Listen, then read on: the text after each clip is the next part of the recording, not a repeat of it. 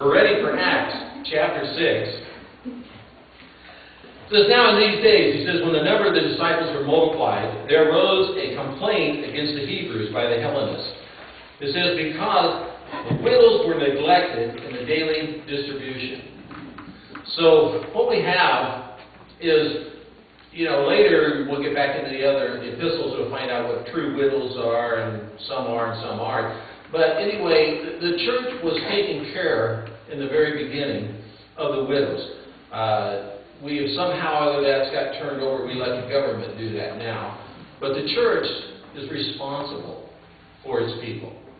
And God really holds us accountable for that. Families first are responsible, and then the church.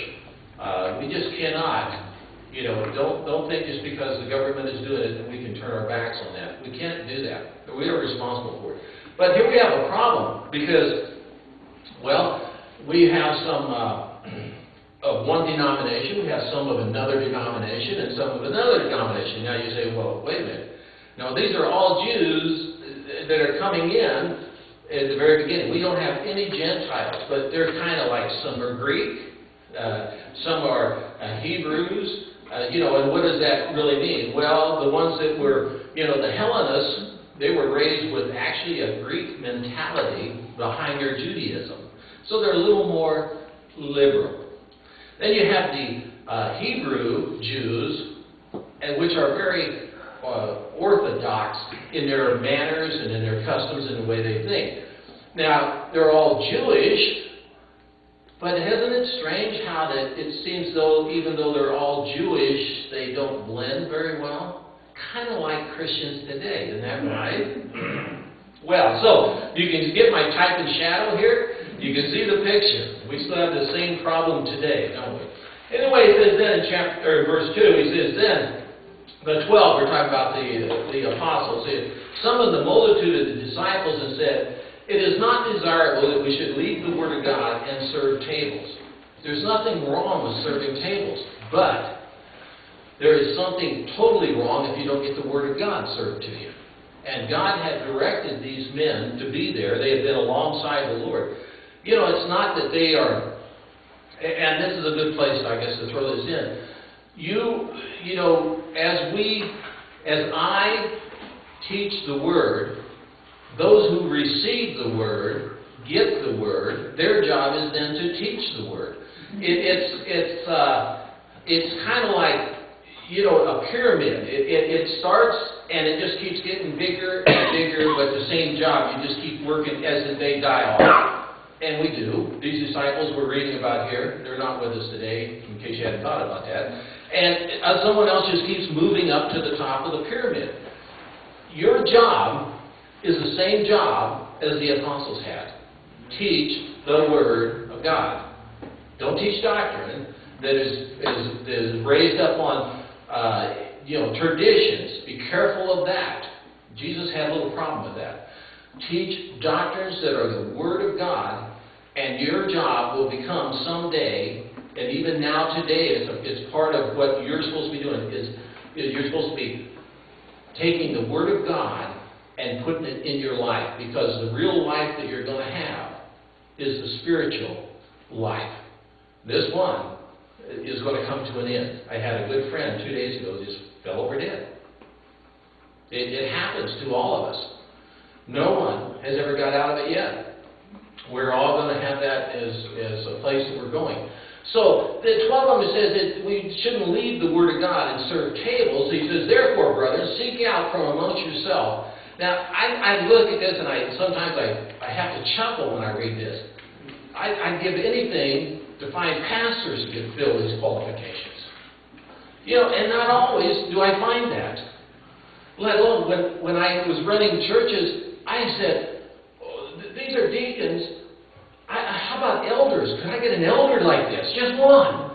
It's so difficult. Listen to these, what they have to be. These are guys, these are the bus boys. These are the ones that wipe the tables down, pick up the dishes, and carry them to the kitchen. Okay?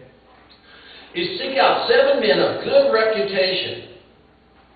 Do you know, have you been in a restaurant? Does your waiter have good reputation? Okay. Full of the Holy Spirit and wisdom. whom we may appoint over this business of cleaning the tables. Guys, think about this. They not only this thing of good reputation, that's outside the church as well as inside the church. Filled with the Holy Spirit. That isn't a novelist. That isn't somebody who isn't sure, gee, I don't know what my gift is. This is somebody who knows because he knows him. See, these people here, this is the bottom line. How far have we slipped from this today? See, they wouldn't have recommended me to clean the tables. You know, I look at this and I go, wow, this is the bottom. What's the top going to be like? He says, we want to appoint him over the businesses, but we'll give ourselves, and then the apostle said, we'll give ourselves continually to prayer and to the ministry of the word. Prayer and ministry of the word. Do you read anything in there about healing services?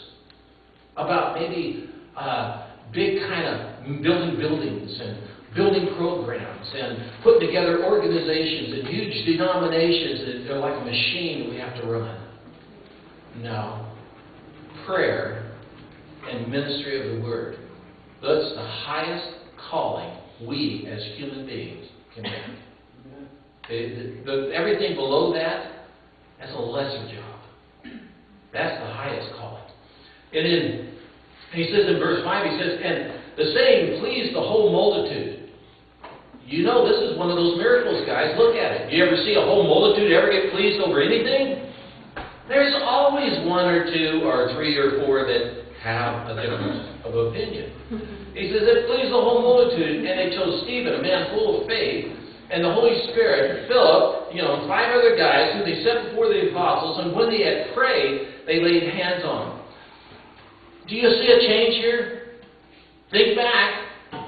In the very beginning, we had Peter says, oh gosh, one of our apostles is gone. We need to fulfill that office. Let's pick 2 guys. And when they got through picking the one by throwing dice and coming up with a number, they said, now we'll pray. They picked and then they prayed. Notice here they're going to pray. Now they're going to pick. They are learning, aren't they? They're growing in the Lord. See that? Because so often I pick, then I pray. God, get me out of this. We're to pray, then pick. That's the order. See? And when they set before the apostles, and when they had prayed, they laid hands on them. Again, the laying on of hands.